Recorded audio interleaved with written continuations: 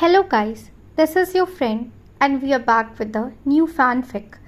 And if you enjoy the fanfic then please press the like button and subscribe to my channel for more fanfic like this. And now let's start the fanfic. What if Naruto returned to the past and saved Sakura, Hinata, Ino and Tsunade? Chapter 1. Prologue. Death and destruction scarred the land. Bodies lay scattered all over. There were countless and many, some identity known and some unknown. Both sides suffered heavy losses with the death toll still rising. Where once the forest was green with enormous trees became as barren land from various jutsus being used by the remaining ninjas. The atmosphere was thick with flames and ashes, the stench of blood, sweat and burnt flesh was enough to make even a seasoned ninja nauseous. The sixth Hokage of the village hidden in the leaf scanned the battlefield. A scowl graced upon his face. He never did like death and destruction. He never thought that he would be back on the battlefield so soon. It had only been 10 years since the last Fourth Great Shinobi War. The war had been fought long, hard and grueling, but the allied shinobi force had won. Sasuke had helped in the war and then eventually he had convinced him to return to the village. Granny Tsunade had named him her successor and peace had finally reigned in the village. But this battle in front of him was causing him more grievance than any fight that he had fought so far. I am so sorry everyone, he thought to himself. I promised that I would protect everyone, you all, but I failed.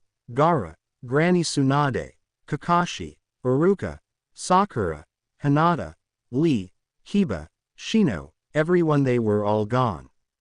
His rage was stirring inside of him, he couldn't contain it any longer.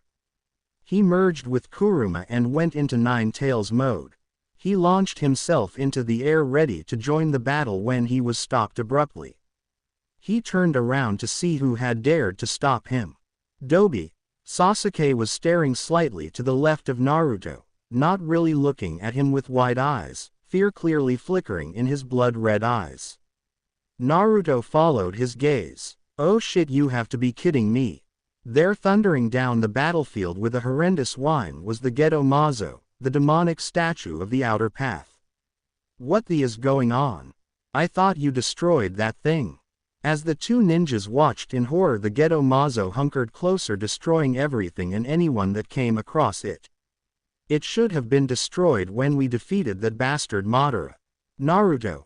I don't know what the hell is going on, but we better do something quickly. Naruto knew that to fight this demonic statue he would need help. He bit his thumb and drew blood. Sasuke followed suit, summoning jutsu. Both shouted simultaneously. When the smoke cleared, there stood the boss Gamabunta with Naruto on his head. Naruto looked over towards Sasuke. As the smoke cleared, he shivered, looking at Manda, Sasuke's snake summon. What the hell? Gamabunta involuntarily shivered, seeing the Gedo Mazo screeching down the battlefield. What the hell? Gamabunta had just noticed that Manda was next to him. He recoiled in disgust. Manda glared at him, baring her fangs. It was well known that the frogs didn't associate with snakes, not after the whole Orochimaru shebang. Chief Toad, I need a distraction. Brat, you haven't summoned me in ages, and when you do, it's to face that. Sasuke and Manda will assist you. The hell they will. Gamabunta was offended. He was also surprised that Naruto would ask him something like this. Manda remained silent, waiting for her master. Chief Toad, I need a distraction and Manda and Sasuke will assist you. Naruto rarely used his authority as the Hokage, but when using that tone of voice, it commanded no disobedience, whether from ninjas in his rank or his summons.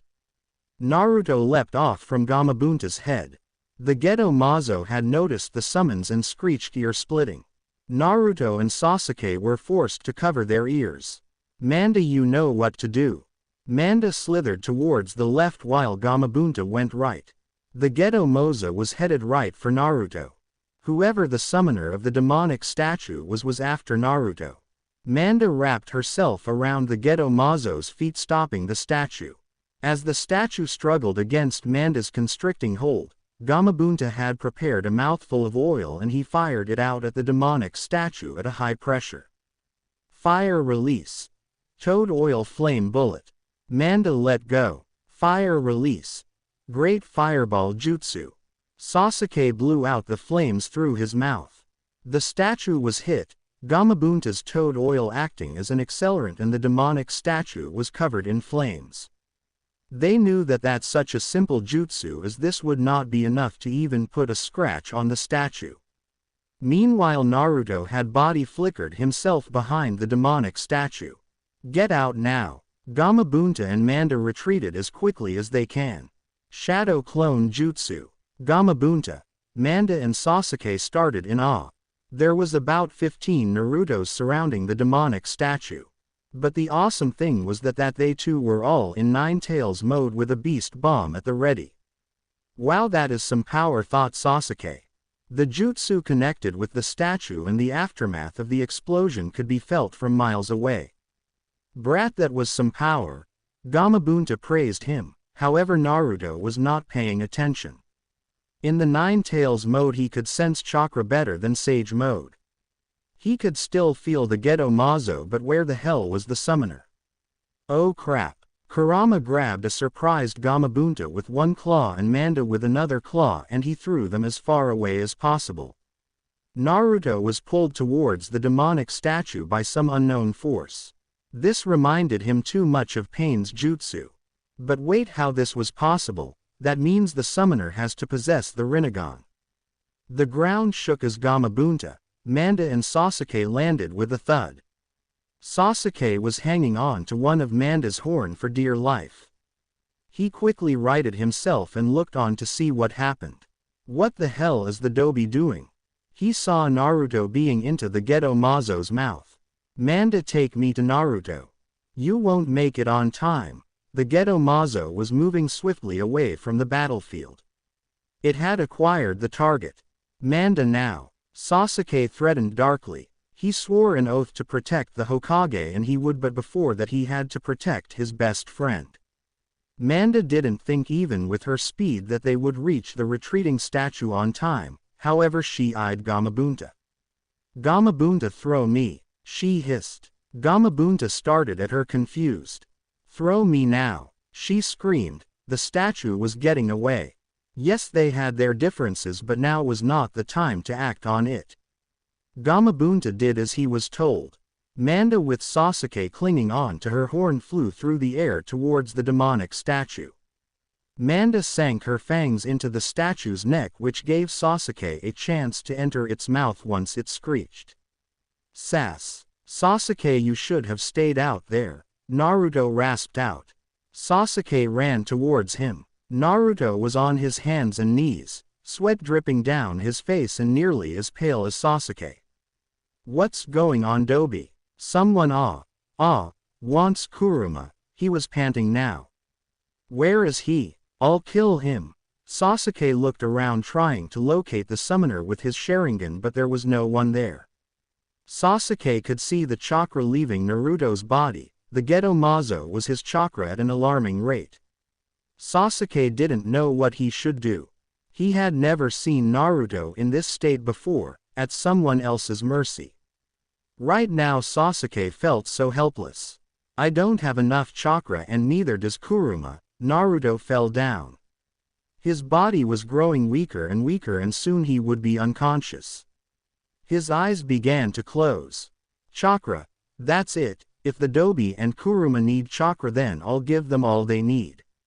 He remembered that when he had met Naruto in Orochimaru's lair, he had to enter Naruto's mindscape in order to talk to the demon.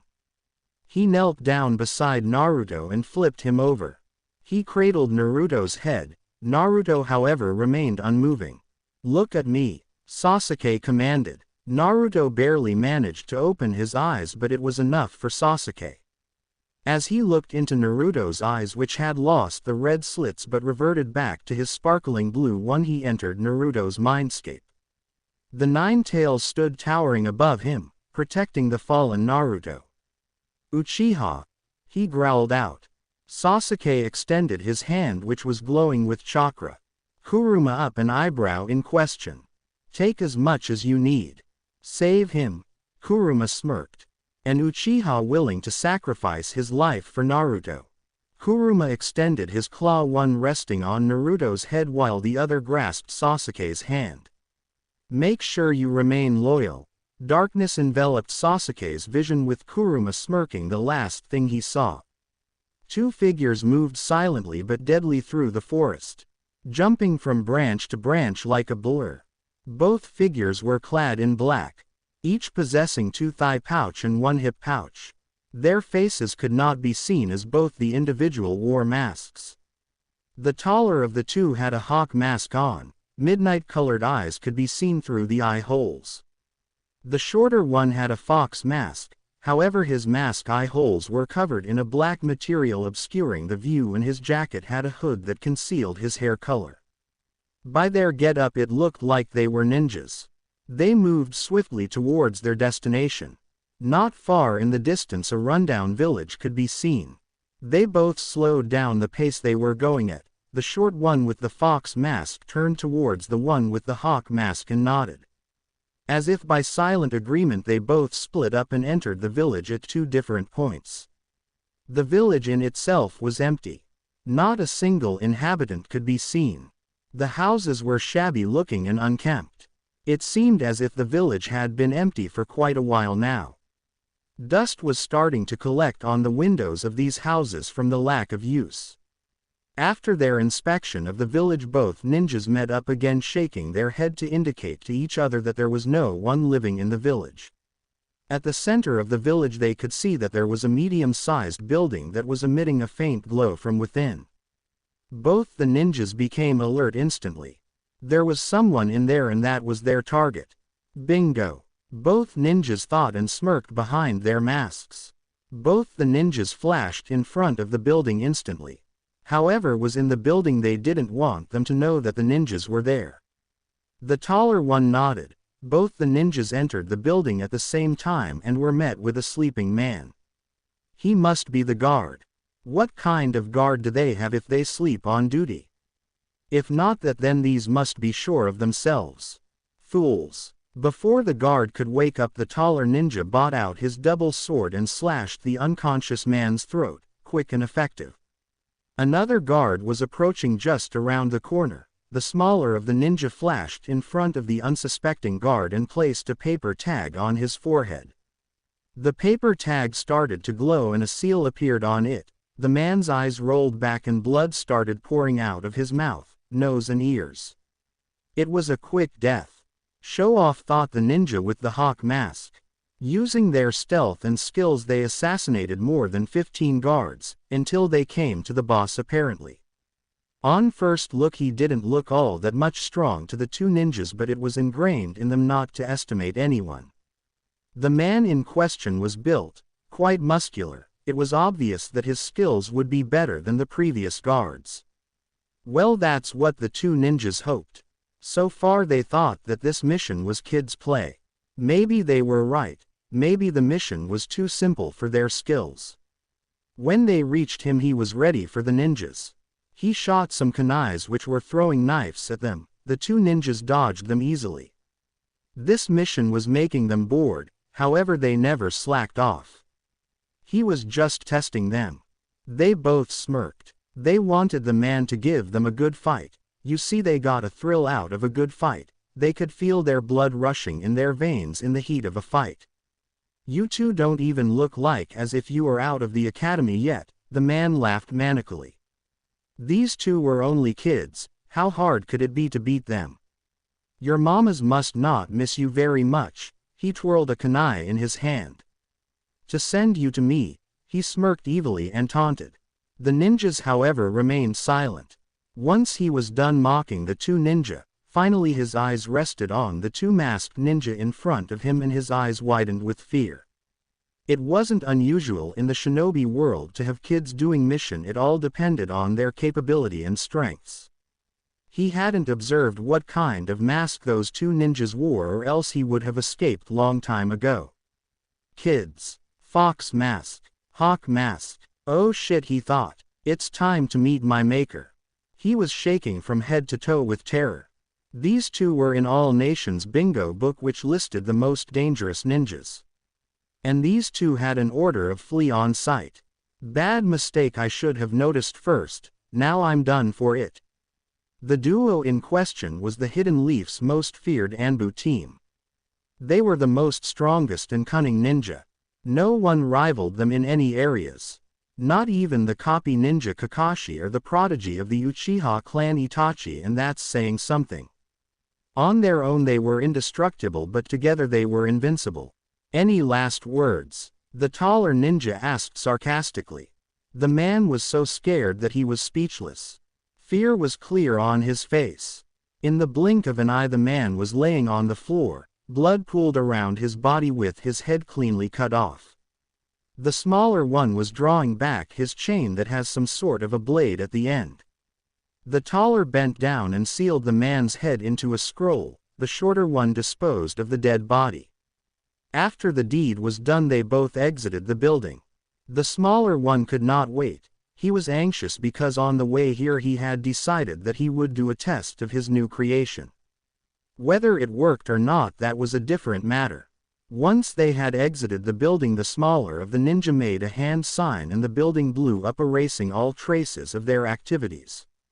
Neither ninjas even flinched from the impact. "Race ya home!" The smaller one shouted with a high pitch and started to run towards the village hidden in the leaves. The taller one shook his head, however he followed the other no less. Hiruzen Sarutobi stood looking out at the village, his predecessor's dream, their hope and work, from the massive window in the tower. He was an old man but no less weak, almost a grandfather figure. He had a smoking pipe in one hand and slowly took a puff from it and blew out the smoke. He stood alone in the office apart from the four silent Anbu guards. It was obvious that the Hokage, the leader of the Hidden Leaf village, was not unguarded at any time. The village was silent, the street lit up with lamps, barely a few people awake at this time. It was nearing dawn and he was waiting patiently. They would be here soon.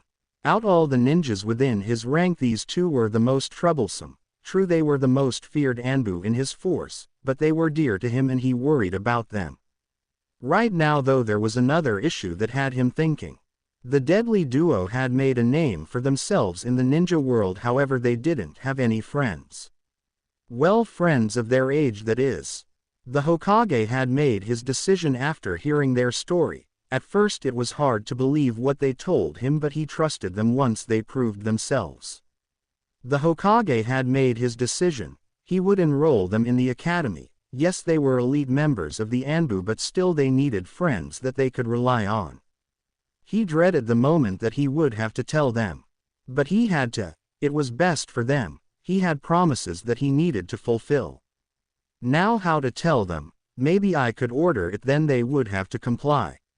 No, he shook his head. Then they would be mad at him and make his life miserable. Sarutobi shuddered at that thought. He remembered the last time that happened. Oh wait, I got it, he though beaming, I'll bribe them. As if by some invisible force his pockets rattled. He looked at his pocket. This was such a bad idea. He would have to take a side job if he wanted to bribe them, and it wasn't monetary. Well, in their case anyway. How should I get them to agree? He walked back from the window and sat down. He took another puff of his pipe. That's it. He suddenly perked up. What was it about a traitor Naruto had mentioned? He knew the perfect way to get them to agree. He smiled triumphantly. Yes, perfect. The sudden opening of the door brought him out of his thoughts as he looked upon the two Anbu before him. Mission accomplished, Hokage-sama, the Anbu with the fox mask stated as he tossed him a scroll. Sarutobi caught it with ease. The taller one shook his head. No one dared to show disrespect towards the Hokage like that apart from this moron. Thank you for your hard work and well done, he nodded to the four Anbu guards who left quietly. Truthfully speaking, they were glad. They had been trembling in the presence of the deadly duo as the whole Anbu network duped them. The Hokage activated the highest degree of privacy seal along with a silencing seal, which ensured that no one could eavesdrop on their conversation and could not enter the office. These precautions were necessary where these two were concerned. "Take your masks off. I need to talk to you too." Both ninjas took their masks off. The tall one had black hair with a tinge of blue in it, his bangs partially covering his eyes. His midnight black eyes guarded and alert, his skin tone pale as the glowing moon. The other one was a stark contrast in comparison. He had tan skin, a round face with 3 whisker marks adorning both his cheeks, his stunning blue eyes filled with joy and mischief. He lowered his hood and his golden spiky hair, which would put the sun to shame, sprang into life. Both boys' expression devoid of any emotions. "Hey old man." The other just nodded. "Naruto." The Hokage nodded towards the blonde-haired boy who grinned from cheek to cheek. "Sasuke." He nodded towards the raven-haired boy who remained stoic. "Did you find what you were looking for?" "Cold trail." The raven growled. The Hokage nodded in understanding. "Whose idea was it to blow up the building?" Sasuke glared at Naruto. That was all the Hokage needed to determine it was the blonde's doing. He looked at Naruto, his brows raised questioningly. "What?" Naruto pouted. The Hokage chuckled at the childish behavior. He treasured these moments. It was the Tem's idea. Naruto pointed towards Sasuke. Sasuke looked at him incredulously. The Hokage looked questioningly at Sasuke. "He doesn't make decisions like these. When did I say you could blow up the building? You said I could do a test run." "Yes, but not on the mission." "Oh, that's what you meant." Naruto pretended to have a pensive look, including the hand on the chin pose. Sasuke shook his head. "Dobi." Sasuke rolled his eyes. "Drama queen. Don't call me that, Tem." "Or what?" "Tem, I'm going to kick your—" Naruto shouted, facing Sasuke. "As if you can, Dobi." Sasuke smirked. "Boys!" The Hokage shouted.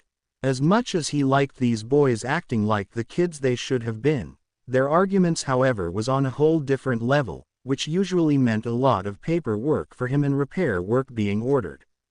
The two boys stopped their bickering and settled for glaring at each other instead. "What test run?" Naruto had not mentioned anything about testing anything to me. "Well, you see, what happened was, the Dobi modified one of his seals." "Ah, I see. See, I meant to tell you, old man, but I forgot." Naruto rubbed the back of his head sheepishly with a wide grin. The Hokage shook his head. "Anyway, back to business. I have decided to enroll you into the academy." "What?" Both boys screamed simultaneously. "Correct me if I'm wrong, but did you just say that you want us to attend the academy?" "Yes, Sasuke, that is correct. But old man, why do we have to go the academy?" "Because you two need to make friends." "Why?" "Because Sasuke, it will do you some good." "I'm not going, old man." Naruto thought back to when he did attend the academy, how they hated him, the sensei and the children. He didn't think he could go through with that again. "Yes, you will." "No, I'm not." "We're Anbu. What will we learn from the academy?" "You never know, Sasuke." "I will not go." Naruto stomped his feet like a 4-year-old child. "Dobi, that not going to work. As the Hokage, I can make you. You can't command me. I only follow orders from one Hokage, and it definitely isn't you." Sasuke spat out coldly, glaring at Sarutobi. "Sasuke," came the reprimanding tone of Naruto. Sasuke shrugged his shoulder indifferently and settled with only glaring at Sarutobi instead. "Hokage-sama, we decline the offer," the Hokage sighed. "Why must they make everything hard for him? They are going to send him to his grave earlier than last time." Caption Uchiha, caption Uzumaki. That shut both of them up. The old man never talked to them this formally. "Apart from you two making friends of your own age, there is also another issue." Sasuke and Naruto stared at Sarutobi questioningly. "Finally, I have their attention. There may possibly be a traitor within the academy," Naruto snorted. "What you mean, Mizuki?" "Yes, I need you to apprehend this traitor and bring him in for questioning. He had laid his trump card out now. As of yet we have no evidence. So let me get this straight. You want us to go to the academy, collect evidence and bring in the bastard Mizuki? Yes Naruto, that is what I said. Why can't another ANBU team execute this mission? Sasuke inquired, eyeing Sarutobi suspiciously. Like I said, we don't have evidence. Yeah right. That because I'm not in the academy. Sarutobi was desperate for their cooperation, but both boys were so stubborn. Naruto sighed. Some things were unavoidable even if he wanted. They might as well attend and get the old crew back. At least this time they can do better. Consider this an ongoing B rank. Dobi can handle this on his own. Sasuke started for the door. There was no way that he would attend that stupid academy. Once was enough. Oh no, you don't. Naruto yanked Sasuke back, grabbing his collar so he couldn't escape. Stupid bastard. If I'm going then so are you. Dobi let go. Sasuke snarled. Do you accept? The Hokage interrupted their glaring contest. Naruto faced Sarutobi. He smirked. Do we get paid? Yes. We accept. Naruto flashed one of his famous grin before both boys disappeared. Flashback. Both of us had a hard time in the academy. Me because of Kuruma and Sasuke because of his hatred. Naruto looked at the Hokage with his eyes full of wisdom. Kuruma. He means Kyuubi. Sasuke clarified indifferently. The Hokage stared at them disbelieving. Inside he was seething. Who in this village had dared to tell these two kids an S-class secret? When he would find out who did it, he would punish them personally. Don't have a heart attack, old man. We know more things about this village than you do. Like the reasoning behind the Uchiha massacre. The Hokage's eyes went wide with surprise. How? Who were these kids? Surely this was not the most hated child, Naruto Uzumaki and the revenge-bent Sasuke Uchiha. How do you know all this? It's a long story. We'll tell you some other time. The Hokage nodded in understanding. They had told him their stories in snippets. He trusted them and was sure that they would tell him when the time was right.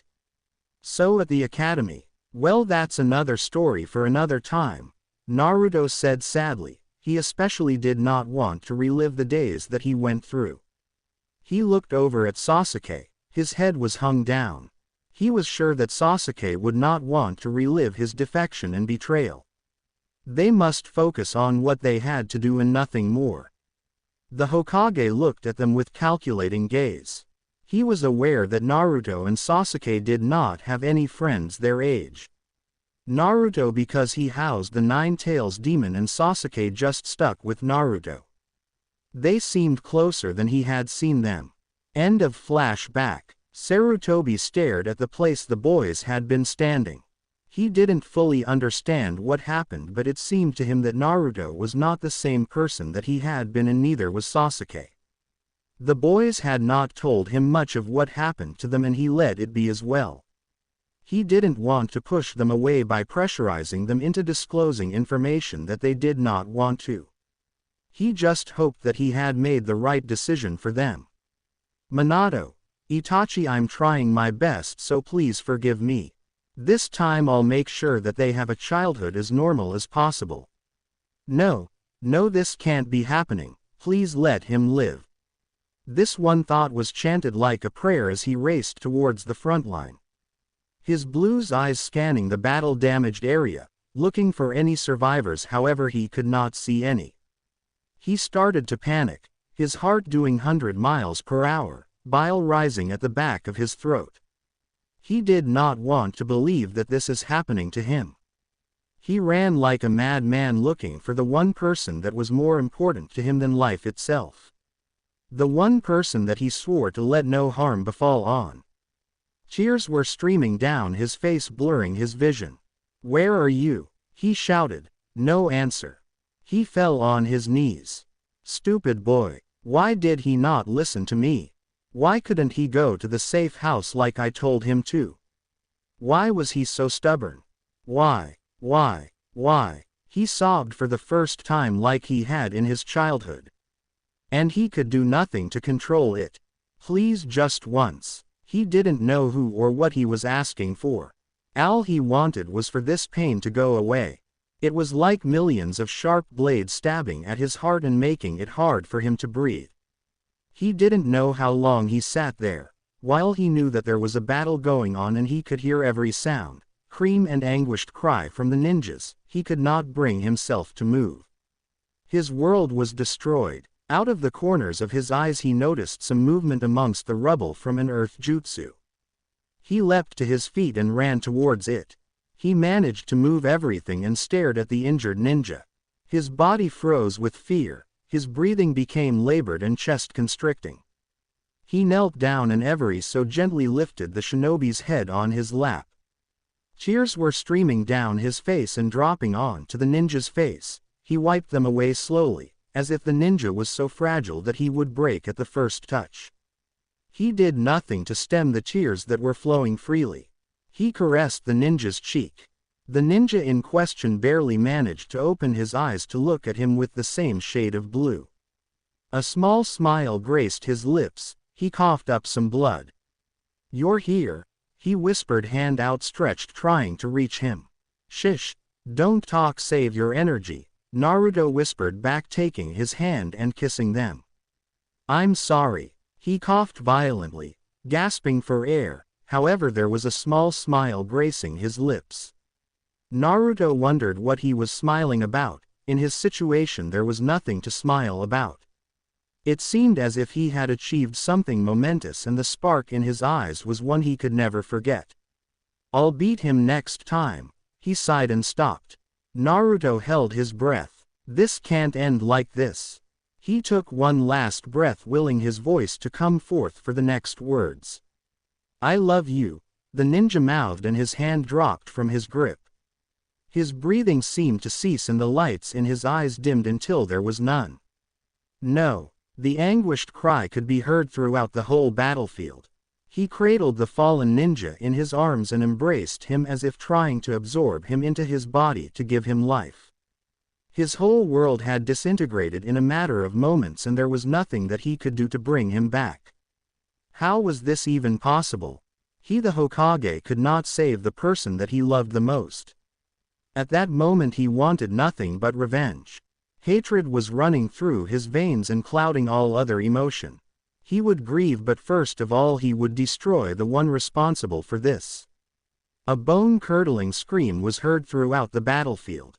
His chakra flared and he would make sure that the demon fox would be unleashed upon this world. He lost control of his emotions and all he think about was destroying anything that would come across his path. Seek, kill and destroy. No. Naruto woke up panting. The sheet tangled around his body as if he had been fighting with someone in his sleep. Sweat soaked his night clothes. His chest felt constricted and the pain there was unbearable.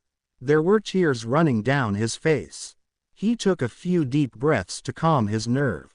He wiped his face and just sat there looking around. He didn't know where he was.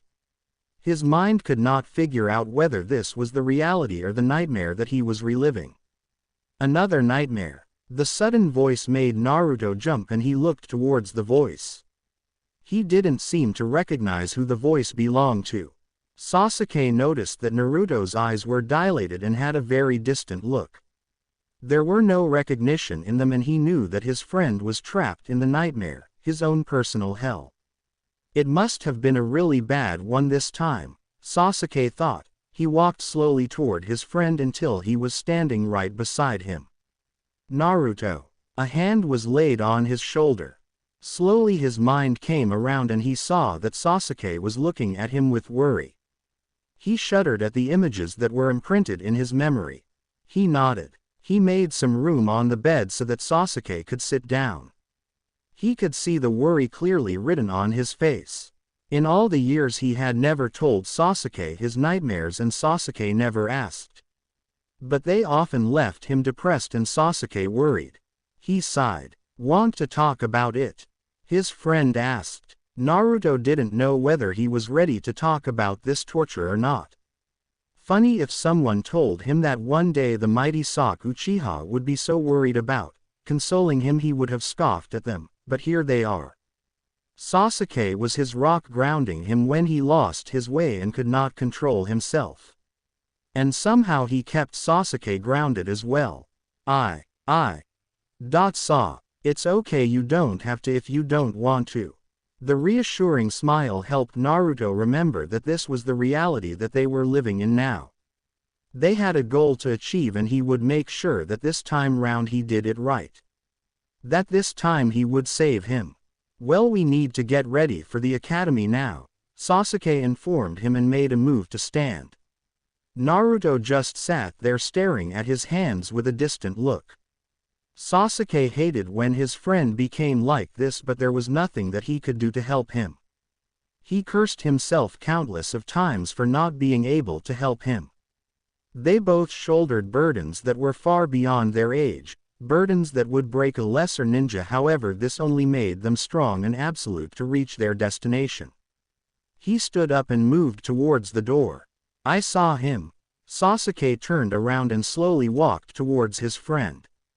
I see him every time I close my eyes. A lone tear escaped from his hand and Sasuke moved to wipe it. Naruto took hold of his hand and squeezed it, asking for reassurance, and Sasuke gladly gave it. He embraced his friend tight to his chest. His friend wept uncontrollably, knowing that he would not be judged. I can't do it anymore, Sasuke. I try but I just can't. Sasuke rubbed little soothing circles on Naruto's back to calm him down. His friend was emotional and needed to unload.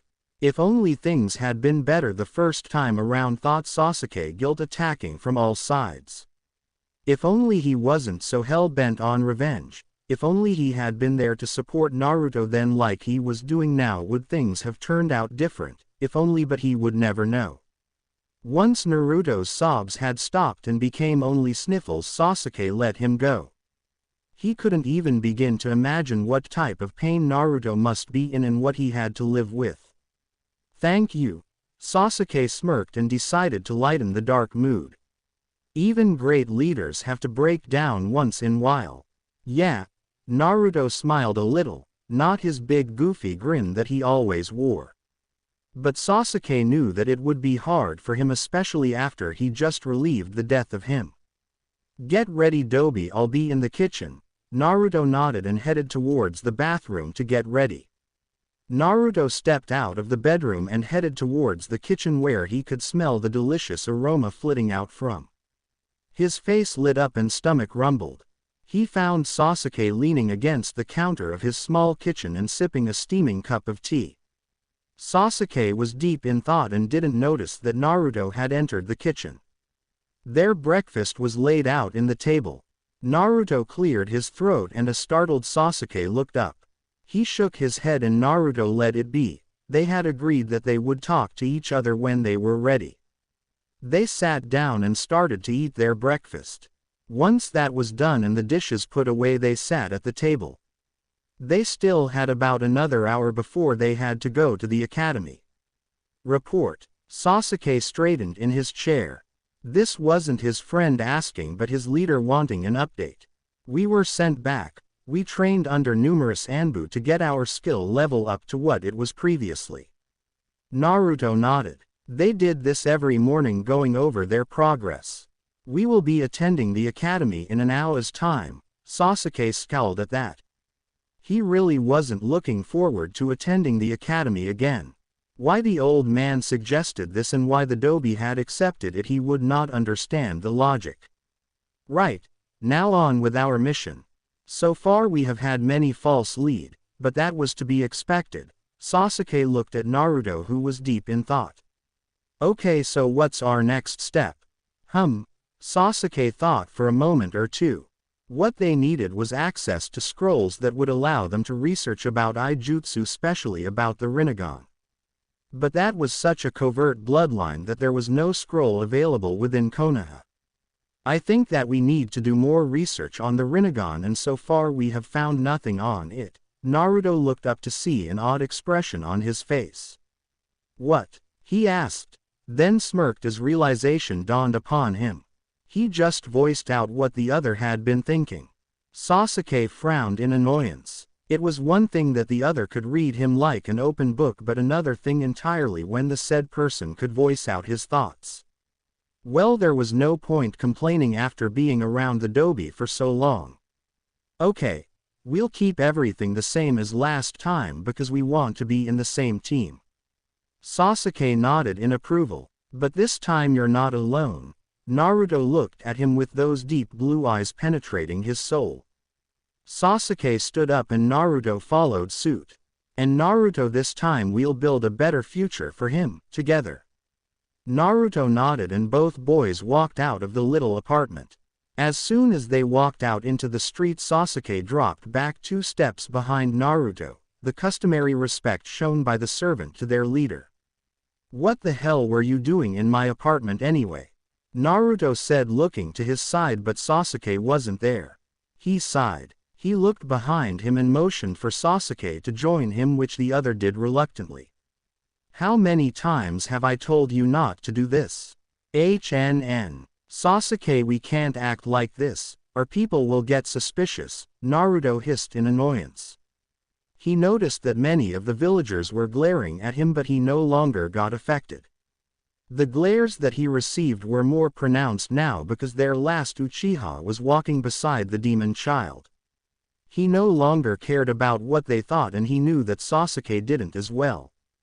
It is my duty to protect you and I will do so, Sasuke replied in his monotone voice, glaring at the villagers.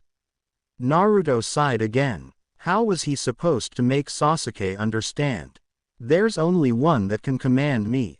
Yes, Sasuke, I understand that, but right now we are only 13 and I am in no position to command you, and you're in no position to follow my orders. That may be, but that does not change the facts. You're such a stubborn bastard, you know that. Naruto was annoyed that the Uchiha remained firm in his decision. That's what happens when you are in the company of a Dobi for too long, Sasuke smirked. What did you say? Sasuke took off running. There was no way that he was going to stand around and take the beating. Over the years he began to acknowledge that his blonde-haired friend was much stronger than him, not just physically but emotionally and intellectually as well. Just wait, bastard, till I get you, bastard. Naruto shouted, making some of the villagers jump at the sudden commotion. He ran after his raven-haired friend, shouting out profanities which earned him more glares from the villagers until they reached the academy gates. Sasuke stopped so abruptly that Naruto did not have time to stop himself and crashed into him. They ended up on the floor with a loud thud. Dobi! Sasuke hissed, shoving Naruto off himself and standing up. He started to dust himself to get rid of the dirt. He looked at Naruto, who was still sat on the ground mumbling about stubborn bastards who stop abruptly, causing him to crash. Sasuke rolled his eyes. Some things never seem to change. Naruto stood up and looked around. It was weird coming back to this place in the body of a 13-year-old. Here he had met his friends and found his precious people. Along with all the happy memories that he had in this place, there were some really painful memories there too. Ones that he did not want to remember. He pushed those aside for later when he was alone. Sasuke was looking at him and knew that the other had picked up on his feelings. He smiled at him, letting him know that he was okay. Honestly speaking, Sasuke was such a mother hen when it came down to Naruto. The students of the academy started to file in to find their class, and as usual Sasuke stepped behind Naruto. They walked towards their assigned class. Naruto opened the door and there stood next to the desk was Iruka Umino, live and well. Naruto just stood there gaping at the man until he turned and glared at him. To say that was the shock of his life would be an understatement. He had never seen the hatred emanating from the man before him, and for a moment he turned into the 13-year-old lonely kid who just wanted someone to see him and not the demon inside. Sasuke shoved past him in the hopes to bring out the Dobi from wherever he was and walked to his assigned seat. Naruto looked at him and silently thanked him. He scanned the room and saw all of his friends there, albeit younger version of them, but they were alive. His heart started to race and his stomach was doing somersaults trying to get rid of this morning's breakfast. His eyes widened with shock, fear, happiness all rolled into one. He didn't know what to make of this. His mind could not wrap around the scene that was in front of him. Dobi. Naruto's senses snapped back to reality when he heard the voice. He looked at Sasuke who was giving him a stern look. Reluctantly he walked to his seat which was beside the lazy Shikamaru Nara and Choji Akamichi. Sasuke. I'm here, the Raven replied although he didn't say it aloud nor did he look at him. Naruto let out a breath in relief. Naruto had placed a seal on both of them which allowed them to communicate between them using their mind. They had implemented this so that they could discuss their plan in privacy and without anyone's knowledge. Flashback. Dobi, what are you doing? Sasuke asked while flicking Naruto's ears who was busy drawing something on a scroll. Naruto growled in annoyance. Stupid bastard. How many times have I told you not to do that? Naruto lightly rubbed his ears. Sasuke smirked. It was fun to see the Dobi riled up. Lately they had been so stressed that they could not even banter with each other. HNN. Naruto translated that as a whatever. It was a wonder that he could hold a conversation with the broody Uchiha. Said Uchiha pulled up another chair and sat down next to the blonde who had diverted his concentration back to what he was working on. Well, this is a special kind of seal that I am working, he added a few more scribbles as they looked like to Sasuke. How does it work? Sasuke never had the patience to learn the covert art of sealing and was frankly amazed that the hyperactive blonde was so natural at it. Mind you, he is the son of the fourth Hokage, the master of sealing. Are you familiar with Ino's signature technique? Naruto poured a little amount of chakra into the design. It swirled around until the seal absorbed it and started to glow. Naruto looked up finally after he had completed the task. Sasuke was still looking at the seal with awe in his eyes. Naruto grinned. He loved it when the Uchiha became speechless. Over the years their rivalry had dimmed, that's not to say that it wasn't there. Sasuke looked up and saw the grinning Naruto. He scowled. The one she can enter people's mind and control them.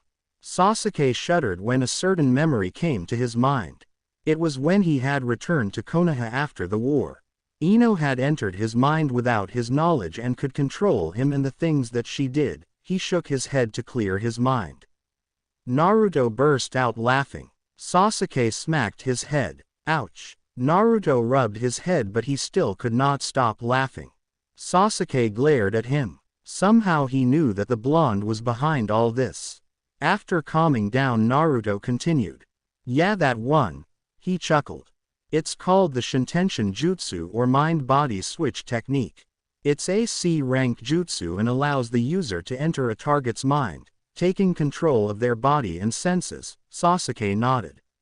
Now this jutsu, you've seen how it works. On the battlefield it leaves the user vulnerable and any wound inflicted on the target will also affect the user. However, Naruto paused to let this sink in. It was always weird seeing Naruto to talk so intellectually. Even after all these years serving him he could not get over it. I took those two components out and added a two-way communication method to make this seal, Naruto concluded triumphantly. You are not putting that thing on me, Sasuke exclaimed. Naruto face-palmed. I only used the principle of the jutsu, idiot. I tweaked the seal so that it allows the user to communicate and nothing else. Sasuke was still looking at him suspiciously. Honestly, Sasuke, do you always think the worst of me? Sasuke nodded. He lost count of how many times he was at the receiving end of Naruto's pranks. The way the Dobi acted, sometimes you'd think that he wasn't the sixth Hokage but a kid. Well, he wasn't at the moment. What? When have I ever done anything to you? Sasuke looked accusingly. Okay, I get the point. Anyway, when I place this seal on both of us it will allow us to communicate without anyone's knowledge. He looked to be thinking about something. Sasuke waited for him to continue. With the mission that we set ourselves, there will be times when we can't talk to each other openly." Sasuke smirked at him. That was just ingenious, he thought, a way for them to talk to each other without anyone knowing. Naruto placed the seal just behind his right ear and added chakra to it. The seal compressed and transformed. When Naruto showed him the end result, it looked like a little tattoo. It was so small that you could not make out the design, not if you weren't a seal master and up close. Sasuke took his seal and placed it behind his ear and repeated the process. "Concentrate some chakra to the seal to activate it," Naruto commanded while he was activating his own. Sasuke did as he was told. It didn't feel any different. Was it even working? "It's working, moron." He looked at Naruto. He was sure that he heard his voice, but he did not see his mouth move. "Bastard, I just went over the basics with you." Sasuke was surprised, not noticeable to anyone else but loud and clear to Naruto. "HNN, it actually works." Sasuke smirked when Naruto scowled. He didn't doubt his friend's ability of a seal master, but still it was pleasantly surprising. "Well, what did you think?" Naruto asked, using the communication seal. "That the dobe is actually good for something." Naruto launched himself at Sasuke and thus started their sparring match. End of flashback. "I don't think I can do this." Naruto scanned the room and his eyes landed on one specific Hyuga. "You can and you will." It wasn't a request or a plea but an order. "Don't forget that we are here to fulfill a mission, and this time we will make a brighter future." Naruto did not answer, but Sasuke knew that he was listening. "Look at them, Naruto. They don't know anything. We are here to make a future for them and for us." He paused to let the words sink in. "And for him. Sorry, for a moment I forgot who I was." "Thank you." All students' heads turned towards the door when they heard the commotion. There stood Ino and Sakura shoulder to shoulder, trying to shove each other out of the way. "I won, Ino pig. In your dreams, forehead." Naruto and Sasuke had momentarily forgotten about his fangirls and shook their head. They were so much better before.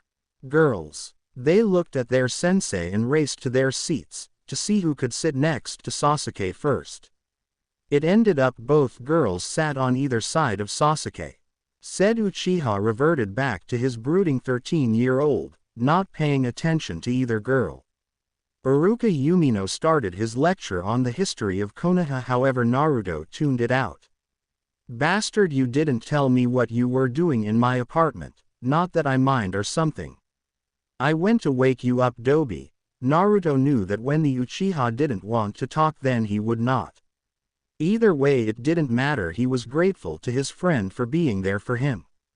Sasuke, on the other hand, had felt his friend in distress, whether it was because of the seal that they had or maybe it was because years of teamwork had them tuned to each other. He didn't know.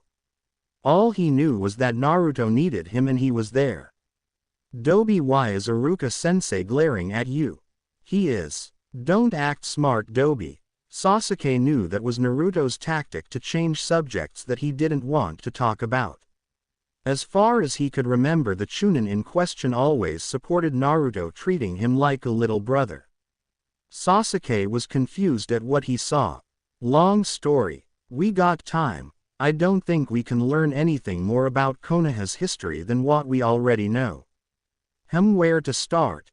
Naruto went silent, trying to collect his thoughts. Naruto. "Oh yeah, sorry. Well, you know that when Kurama attacked Iruka-sensei's parents were killed in the attack." "Really? Didn't know that." Sasuke pondered. Was he so buried in the darkness that he didn't bother to find out about anything other than Itachi? "Yeah, and like all the rest of the villagers, Iruka-sensei in this timeline believes that I am the demon reincarnated." Sasuke choked on hearing this. Many of the students looked at him, but he ignored them. How the villagers could be so dumb and ungrateful was beyond imagination. "The first time around I pulled the graveyard prank and Iruka-sensei took notice of me. I don't know why, but he kind of paid attention to me. But I think the eye-opener was when Mizuki attacked us." "Graveyard prank. Yeah, that was so funny." Naruto silently chuckled. Choji looked at him weirdly. Iruka chose to turn around at that moment and his eyes fell on the demon container. Why the hell is he chuckling? What does he find so funny? How dare he? Uzumaki. Naruto's head snapped to attention. He hadn't heard that tone of voice in years. In a weird sort of a way it was joyous and yet it was saddening. I don't know what do you find so amusing in my teaching, but maybe you'd like to take over. Naruto remained silent, his eyes trained on Iruka. Mizuki stood up. He had been observing the demon child since he stepped into the classroom. To see if he has been paying attention, Iruka-sensei, you should ask him a few questions, Mizuki smirked. That should do it. Now the whole class will know that the demon child is so pathetic. Iruka nodded in approval. Uzumaki, tell me who was the first Hokage and why. Oh shit, thought Naruto, how the hell am I supposed to get out of this one? If I say too much then they would be suspicious. Dobi, just answer the question. But, and then thank the Nara. Iruka cleared his throat, indicating that he was still waiting for an answer. The founding father and first Hokage of Konoha was Hashirama Senju along with Madara Uchiha. Iruka was surprised that the demon child knew this much. It is Hashirama Senju's teaching that we all follow today. He ingrained the will of fire in his shinobi during his reign of rule that his successors followed it as tradition, although the meaning probably had changed for a lot of ninjas nowadays. He glared at Mizuki. Iruka was gobsmacked. Who the hell is this boy? Had he been wrong to judge him? Hashirama Senju was known as the god of shinobi, due to his abilities of would release an almost extinct bloodline limit. Iruka just started at him dumbfounded and Mizuki was fuming. He was also known for subduing multiple tailed beasts and defeating Madara Uchiha on multiple occasions. It must be the demon fox, thought Mizuki darkly. The demon must have told him all these lies. Iruka on the other hand was pondering what Naruto had said. Never in his teaching career had he met a student that had extensive knowledge of the Hokages in the past. However, one thing that was bothering him was that how did this boy know about the tailed beast and Madara Uchiha? These were classified information. It was not the first Hokage's strength that people revered but more his ideals of a ninja world, his passion and determination for peace. In the ninja world today there is no such thing as peace, but do not doubt even for a minute that peace will reign in the ninja world and all would be joined under one banner. No war, no hate, and no killing. All the children in the class turned around to look at Naruto. There was a determination in his eyes, hope flickering strongly, and something that made them believe that yes, one day there would be peace among all nations. Iruka glanced around the room. Not a single one of his students was moving, they were listening intently to this demo. Uzumaki, like they believed every word that he had spoken will come true. Well done, Dobi. Huh? Naruto came out of his daze and looked around. Everyone was looking at him. Well, does that not blow your cover or what? Sasuke smirked behind his hand. Naruto put his hand at the back of his head and grinned his megawatt smile. He looked at Shikamaru, who had gone back to sleep as soon as he finished speaking. Thanks, Shikamaru. Naruto said it just loud enough for all the kids to hear. Said Nara looked at him. He would keep an eye on Uzumaki, he was a strange one. He put his head down and went back to sleep. There was collective murmur of, cheater, and, he's a fake, throughout the classroom as Iruka went back to teaching the class. He's such a loser, right, Sasuke? She looked at him, hoping that he would respond. He's just a show-off, he didn't know the answer. Didn't you hear him? Shikamaru gave it to him, Ino reiterated. Sasuke sat in between the girls and was shaking with anger. How dare they say all these things to Naruto? Inch by inch his killing intent rose. Iruka and Mizuki turned and stared at the Uchiha. He was clenching his fist so tight that his knuckles became white, his jaw muscle clenched and murder written in his eyes. Easy Tem. However, it fell on deaf ears. Naruto noticed the look of exchange between Iruka and Mizuki. What? Tone it down. They are looking at you. Sok looked up to see Mizuki and Iruka looking at him. He released his breath and tried to calm down, which surprisingly worked. How do you do it? Do what? How the hell can you just sit there and ignore everything? Haha. I have had all my previous lifetime and this to get used to it. It just doesn't bother me. I can't do it. My blood boils when they do this. Sasuke for once was telling the truth. If it was up to him he would skin alive those who dared talk bad about Naruto. There were things that he was not proud of, like becoming a traitor, starting the war, trying to kill Naruto on many occasions. However, he would lay down his life for his friend. It's nothing new. Tell me about the graveyard prank. Sasuke wanted to learn as much as he could about Naruto. He realized that he really didn't know much about Naruto, especially the academy days. He was too busy harboring his hate and living in the darkness. But now he wanted to so that he could help his friend in any way he could. You really want to know? Hibachi and crew played a prank on me, so I decided to pay them back. I saw this really cool mask that I wanted, but when I went to buy it the shopkeeper kicked me out. Sasuke stayed silent waiting for Naruto to continue.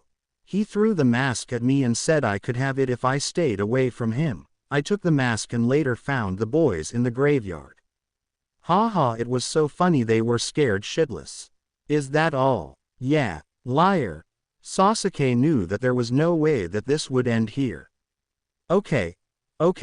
Later the boys lied to me and said that there had been fight on the hills and they were going there to collect what was left. Let me guess, you went there. Hell yeah. You know me, I went there and found the dead border patrol. I was being chased by a ninja from the village hidden in the waterfall. She wanted the scroll that contained intel on the leaf. Then, well, Iruka-sensei found me and tried to take me back to the academy, but me being me didn't listen. Sasuke smirked.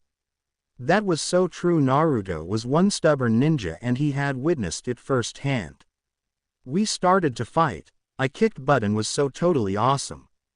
Sasuke snorted. Yeah right, Dobi. I was whatever you say. I'm gonna kick your. Like you could. Naruto growled. Sasuke smirked. What really happened? HMPH. Well, Kakashi came and took care of the ninja. Sasuke was quiet. He was thinking, how did Iruka know where to find Naruto? And if he hated Naruto so much, why would he go after him? Hey Dobi, how did Iruka know where you were? You know, I don't really know. Later I think I heard from someone that Shikamaru had told him.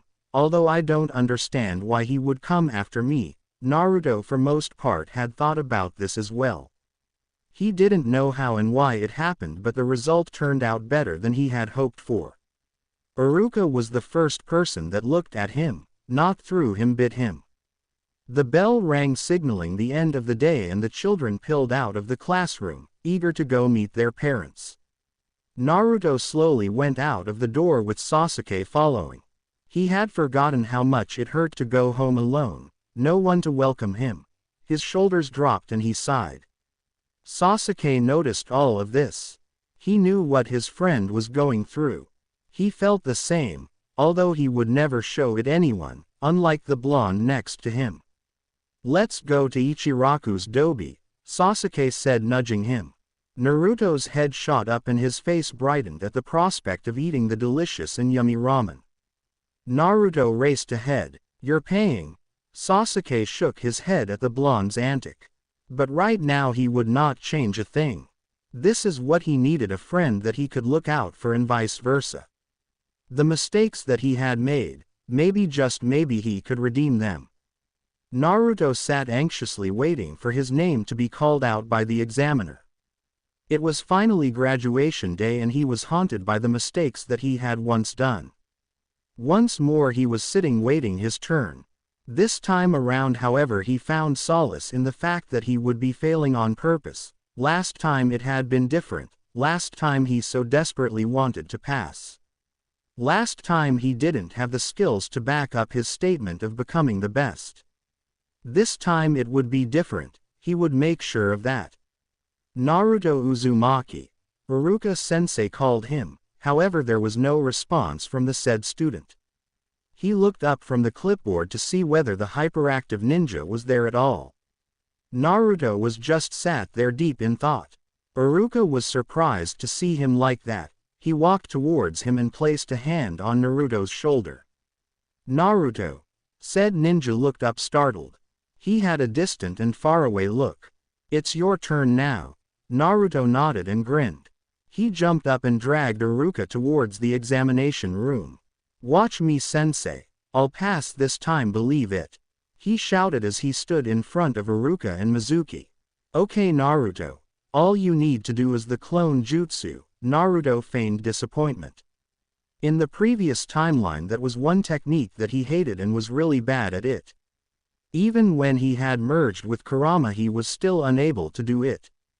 He performed the hand sign and produced a sick-looking clone. Iruka's sweat dropped. Mizuki grinned evilly. Yes, now all they have to do was fail the demon brat and then he would put his action to plan. Oh Naruto. Iruka shook his head. This was the third time that Naruto had took the exam. He saw the dejected look on Naruto's face and felt sorry for him. Yes, it was true that in the beginning he didn't like Naruto, and like all the rest of the villagers he perceived Naruto as the demon who had killed his parents, but that however changed after he went to talk to the third Hokage. Flashback. Hokage-sama, I want to request that Naruto Uzumaki is transferred from my class to a different class. The third Hokage took a puff of his pipe and blew it out while standing in the balcony of the Hokage Tower. What are your reasons for that, Iruka? The Hokage asked while looking out at the village. He is disruptive and loud. He can't seem to grasp the basic of any theory or practical. He plays pranks all the time and hinders the learning of the other children. The Hokage turned and leveled a stare with Iruka. And have you ever wondered why he does that? Iruka looked confused at that question. The Hokage smiled warmly at him, putting him at ease. I recall a certain ninja before he became a genin and then chunin within my ranks that acted just the way Naruto is acting now. Do you know who I am talking about, Iruka? Said Chunin's eyes widened as realization dawned upon him. Yes Iruka, I am talking about you. Have you forgotten what you did, the way you acted when you didn't have anyone? The Hokage continued with a sad note. Unlike you, the villagers hate him. They don't want to acknowledge his existence. Do you know what that can do to a person? I am surprised that Naruto turned out the way he did. He doesn't resent the village and the villagers. He took a long drag of his pipe, trying to control his emotions. He is a hero, Iruka, one that keeps us safe from the threat of a beast, and in return what do we offer him? Hate. The Hokage's tone was dripping with venom. If he could, he would hide Naruto and never let him face the hatred of reality, but he couldn't. Tell me Iruka, if you have a seedling and you don't water it and take care of it, what do you think the end result would be? It would die prematurely. Iruka was ashamed of himself. What the Hokage said was absolutely true. Like all the villagers, he didn't take the time to know Naruto. Instead of finding out what the blonde's problem was, he came here to shirk him off and ignore his existence like the rest of the villagers. He had forgotten that when he made the decision to teach, he promised himself that none of his students would suffer the same way as he had. Iruka walked along the path that led to the academy, the recent conversation that he had with the Hokage playing over and over again in his head. UMHP. He had bumped into something solid and landed on his backside. He looked up when an outstretched hand came into his vision. The man was in his Anbu attire. Half of his face was covered in a mask revealing only the top half of his face. One eye was covered with his headband, which had the Leaf Village insignia. And hair white, gravity-defying hair. Iruka was speechless. He took the offered hand and stood up. Sorry about that. The man whipped out an orange book and started to read. Iruka was nervous. he was in the presence of this great ninja. He had heard many things from villagers about this ninja. His reputation alone was enough to defeat some of the lesser ninja. Iruka never dreamed that he would ever meet him, and yet here he was. "You are Kakashi Hatake?" The man glanced at him with a bored expression. "Yes." The man resumed his reading as he started to walk. "And you are?" Iruka got out of his daze and realized that Kakashi was talking to him. "Iruka Umino. You're the academy teacher, aren't you?" "Yes." Kakashi started to walk again with Iruka following behind. Honestly though, he didn't know why he was following when he had other things to do. But nonetheless he did. "Why the long face, sensei?" Iruka looked up in surprise. Kakashi hadn't even looked up from the book that he was reading. "It's nothing really," Iruka said with a dejectedly, his shoulders slumping and his expression becoming sad. "Oh well." Iruka chanced a glance at the ninja. He didn't want to burden anyone with his problems, but guilt was eating him up inside and he needed to talk to someone. "Well, it's actually about one of my students." Kakashi let Iruka know that he was listening to said man.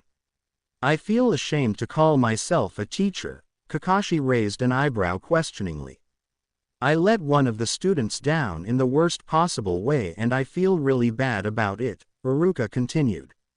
"Like the villagers, I blamed him for the death of my parents, when all along he has been suffering." Iruka could feel the sting at the back of his eyes.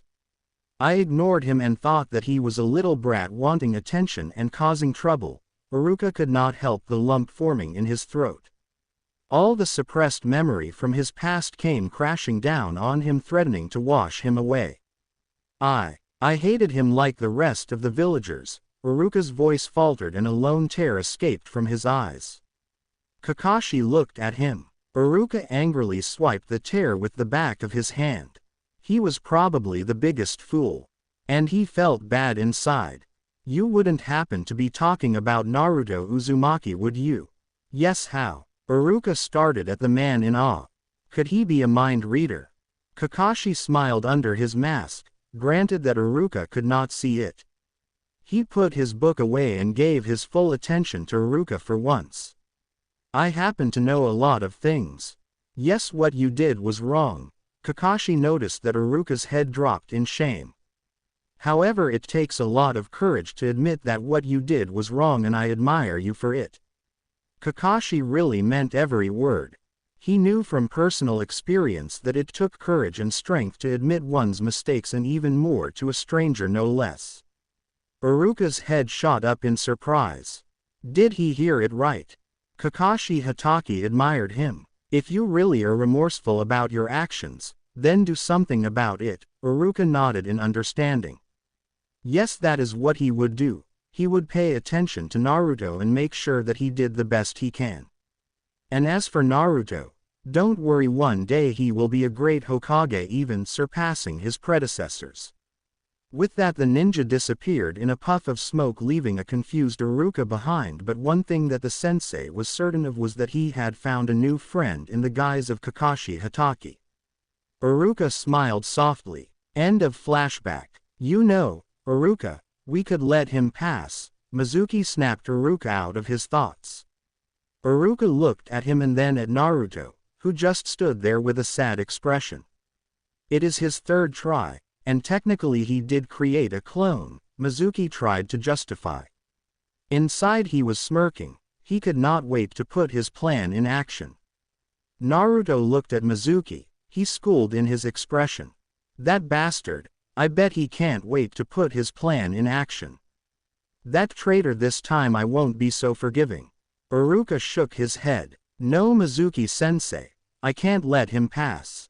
The other students produced a working clone." He sighed. Even after working hours on that jutsu, Naruto could not do it.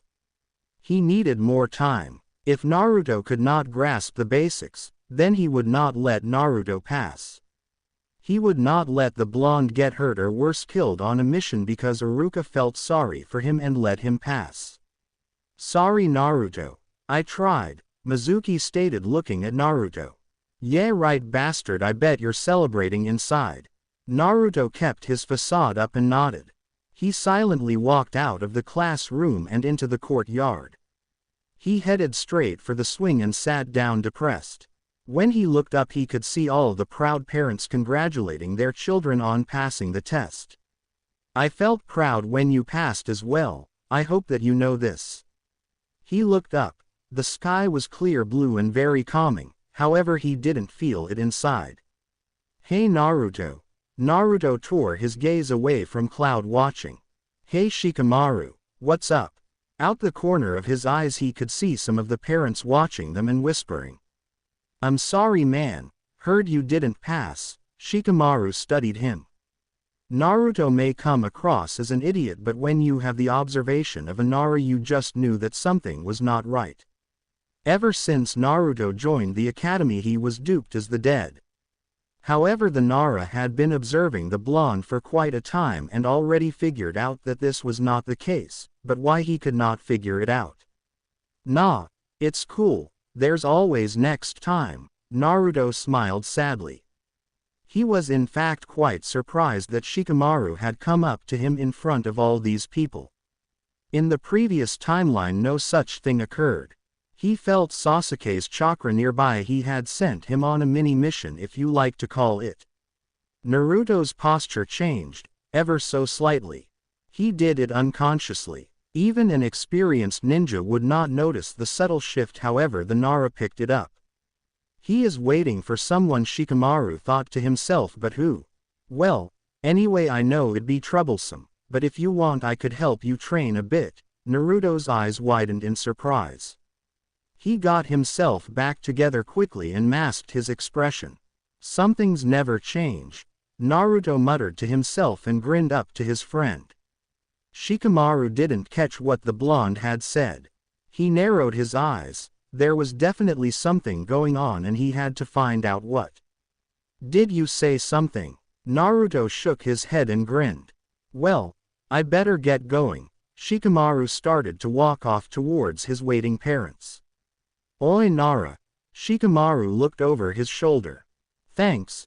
Shikamaru nodded and waved as he left Naruto alone again. I thought he would never leave. Did you do what I asked you to do? Do you doubt me? No. I'd trust my life with you. HNN. Dobi, Sasuke smirked. Well, here he comes. That bastard. I'll meet you there. Naruto narrowed his eyes at the approaching figure. He took a deep breath and reverted back into his act. Hey Mizuki-sensei. Naruto greeted. Mizuki looked at him, hatred evident in his eyes, but he masked it just as quickly as it had come. Hey Naruto, how are you doing? Naruto shrugged indifferently. Mizuki hated being next to this demon brat, but he had to bear it another couple of hours and then the world would be rid of this demon, all thanks to him.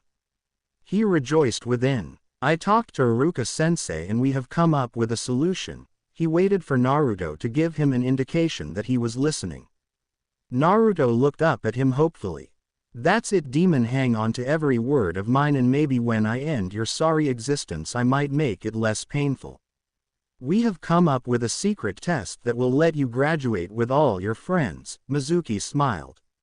Oh, how Naruto would love to punch that smile off the bastard's face right now and here. He grit his teeth and bit the inside of his cheek until he could taste the metallic taste of his blood to keep control. Really, sensei? Naruto jumped up excited. Mizuki nodded, smiling sickly. What is it? What is it? Tell me, sensei. Naruto cringed. Was he really that stupid in the previous timeline? No wonder everyone called him the dead last. Well, this is what you have to do. Naruto nodded and listened intently.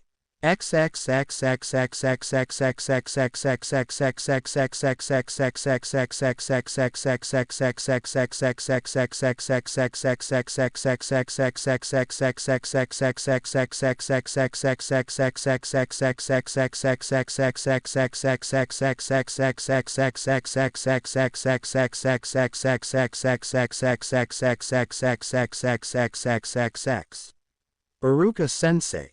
Iruka-sensei. Iruka scrambled out of his bed and answered the door. Mizuki-sensei. What is wrong? Iruka asked at the panting Mizuki. It's Naruto. Iruka's heart started to thunder in his chest. He grabbed Mizuki's shoulder and shook him. Naruto. What's happened to Naruto? Iruka stopped shaking Mizuki and waited for his answer. What could be wrong with Naruto that has got Mizuki to come knocking at my door? He stole the forbidden scroll and ran away. Mizuki exclaimed. Iruka was totally surprised. Why Naruto? Why would you do that? We have to find him quickly, Mizuki said and ran away. Iruka stood there by his door. He knew that Naruto was upset about not passing because the blonde had turned down his offer for dinner. But this was totally out of character. Naruto would never do this. Iruka ran as if his life depended on it, no matter what he had to find the blonde. After searching for some time, Iruka finally sensed the blonde's chakra. He headed straight for it. It was in these kind of situation that he was glad he was sensor-type ninja.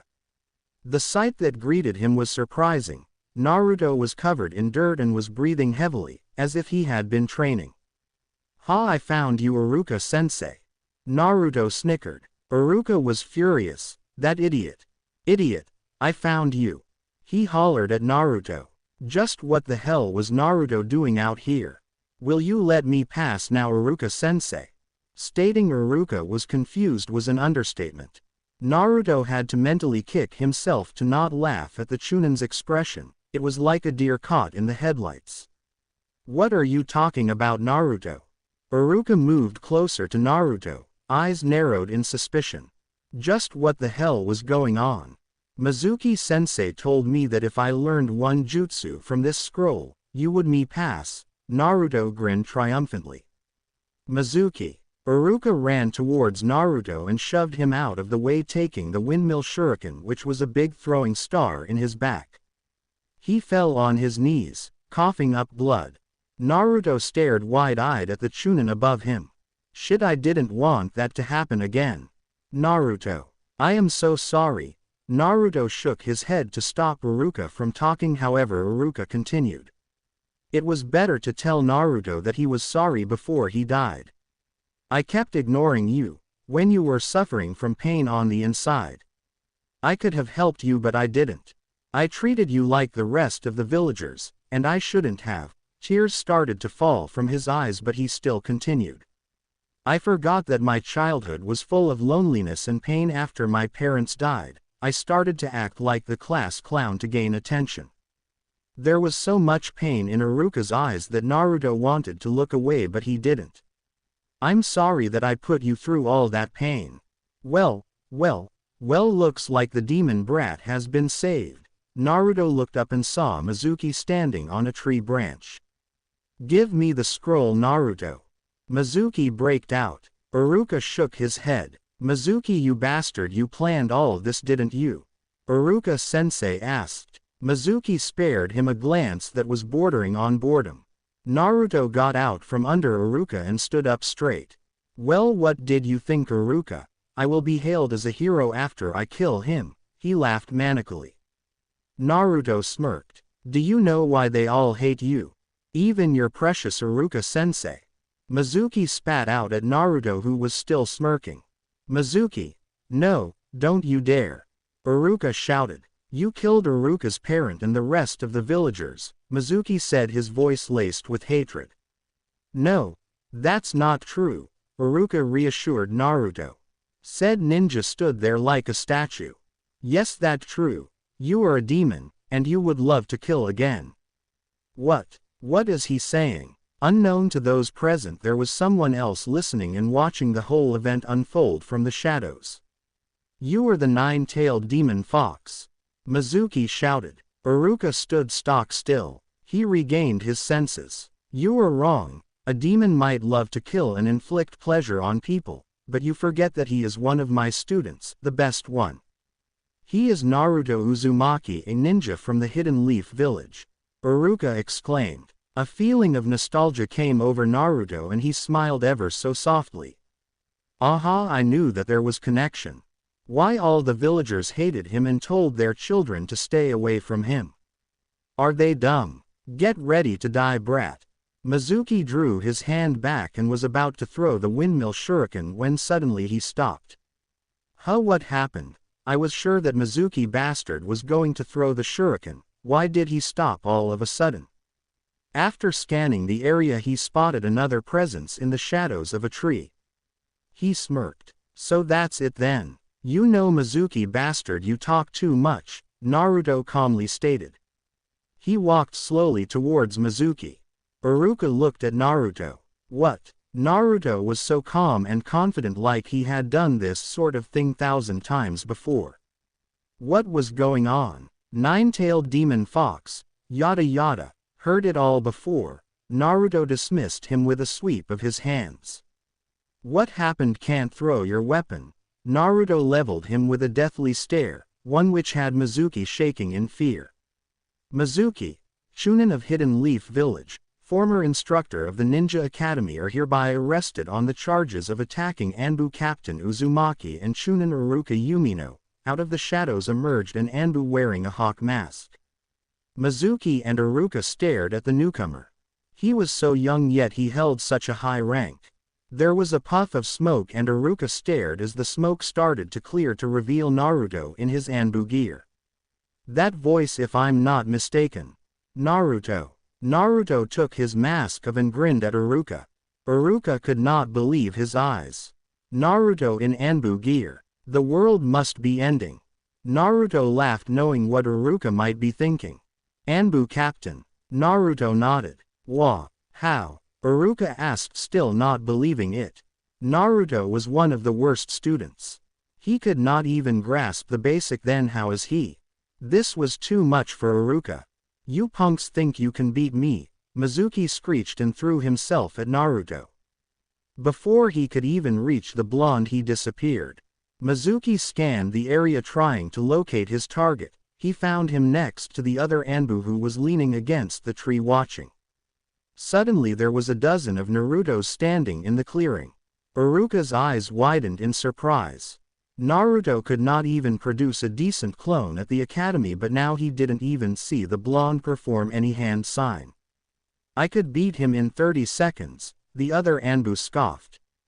Wanna make a bet? Naruto asked his companion. No, I wanna go home.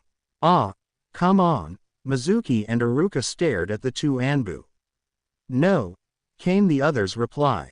What, you're scared you'll lose? Naruto grinned. He knew that he had hit the nail on the head. Why do you always do this? 'Cause I want free ramen. Naruto exclaimed loudly. The other just shook his head. So, you're on, if you lose. Whatever you want. The other pondered for a moment. Interesting. Ready, set, go. All the Naruto clones charged at the same time. Poor Mizuki did not stand a chance.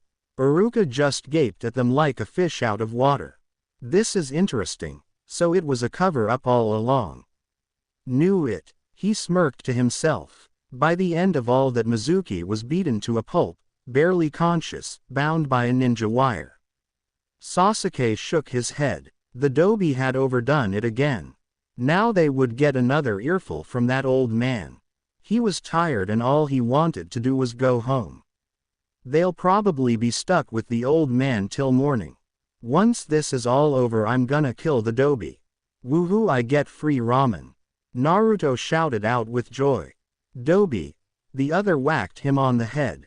Iruka didn't know what to make of all this. He wanted to know what the hell was going on. This was surely not the Naruto that he knew, or had been wrong. He didn't know anymore. His head was hurting and he was bleeding. Naruto and the other Anbu came down. The Anbu with the hawk mask attended to his wounds silently. Who are you guys? You better come out now, Naruto said. Iruka looked from Naruto to the other. You guys are good. Shikamaru Nara smirked at them.